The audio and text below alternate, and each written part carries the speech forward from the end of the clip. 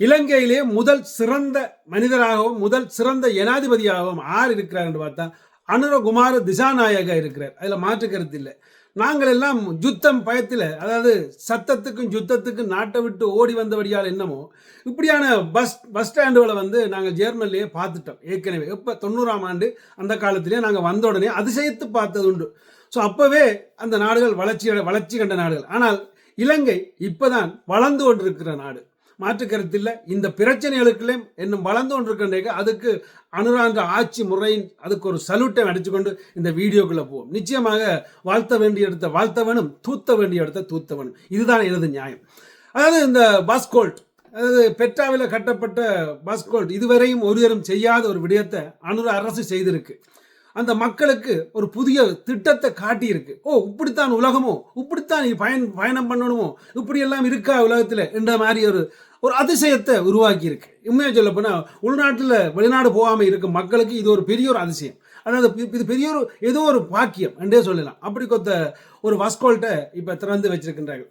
பார்த்தேன், இல்லையண்டு இல்லை, எல்லாம் பார்த்தேன். எனக்கு எல்லாம் பிடிச்சது, அருமையாக இருந்துச்சு. அதில் மாற்று கருத்தே இல்லை. அதாவது குழந்தைகளுக்கு பால் குடிக்க ஒரு இடம், அதாவது பெத்த தாய் பால் கொடுக்கறதுக்கு குழந்தைக்கு அதுக்கு ஒரு இடம் ஒதுக்கியிருக்காங்க. அருமையான திட்டம். அப்படி ஒரு திட்டம் உண்மையாக இதுவரையும் இலங்கையில் நான் கேள்வியே பட்டிருக்க மாட்டேன். ஆனால் அதை செய்திருக்காங்க. ஏன்னா உண்மையாக சொல்ல போனால் அங்கே பெண்களை பார்க்கும் கள்ளர்கள் கூட, ஏன் சும்மா கழிவறைக்கு போனால் கூட பெண்களை எட்டி பார்க்கும் கள்ளர்களும் அங்கே கூட.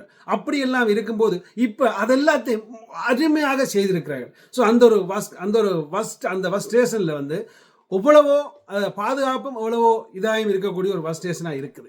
சரி, இவ்வளவு சிறப்பாக இருக்குது, பார்க்கும் பொழுது அருமையாக இருக்குது, வெளிநாடு மாதிரி இருக்குது, எல்லாம் மாற்றுக்கிறது இல்லை. அங்கே ஒரு சில பிழைகளும் இருக்குது. நிச்சயமாக அந்த பிழைகளையும் நான் கொஞ்சம் சுட்டி காட்ட விரும்புகிறேன். முதலாவது பிழை, அதாவது அங்கே என்னென்ன சிலைகள் வச்சிருக்குன்னு பார்த்தீங்களா இருந்தால் புத்த சிலை வச்சிருக்குது. அங்கே 4 மதம் இருக்குது. அந்த 4 மதத்தின் ஏதேனும் ஒரு சார்பில் ஏதேனும் வச்சிருக்கலாம். ஆனால் அதை விட இன்னொரு விடயத்தையும் கவனித்து பார்த்தேன், கொஞ்சம் தமிங்கலம் கலந்து எழுதி கிடக்கு. அதுவும் ஒரு சின்ன ஒரு பிழை. சரி, இதெல்லாத்தையும் தாண்டி இதை பாதுகாக்கிறதுக்கு இந்த மக்களிடம் இருந்து, இந்த மக்கள் வெளிநாட்டில், அதாவது வெளிநாட்டு ஸ்டைலில் வாழ்கிற மக்கள் இல்லை, அப்படியே காரை வெத்திலே துப்புற மக்கள். ஸோ அப்படி கொத்த மக்கள்கிட்ட இந்த புது கட்டிடத்தை எப்படி பாதுகாக்க போறாங்க எனக்கு தெரியல. அங்கே செக்யூரிட்டி கார்டு இருக்கோ இல்லையோ. நிச்சயமாக ஒரு செக்யூரிட்டி கார்டு போடணும். டாய்லெட்டில் படங்குறாக்களும் நம்பர்கிறாக்களும் உடனே அவர்களை கொண்டே அழிக்கணும், அல்லாட்டி அவர்களை கொண்டே 1 நாளோ 4 நாளோ ஜெயிலுக்கு போடணும். அப்படி போட்டு திருத்தினா மட்டும்தான் இது வாஸ்கோல்ட்டாக இருக்கும். அப்படி இல்லாட்டி வெகு விரைவில் இந்த வாஸ்கோல்ட் நாசமாகி போய்விடும்.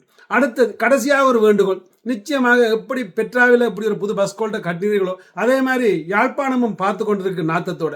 யாழ்ப்பாணத்திலே ஒரு அருமையான டாய்லெட்டும் பஸ்கோல்ட்டும் சேர்த்து கட்டினீர்களாக இருந்தால் அதுவும் வரவேற்கத்தக்கது. நிச்சயமாக உங்களோட கருத்துக்களை மறக்காம கீழே எழுதுங்கள்.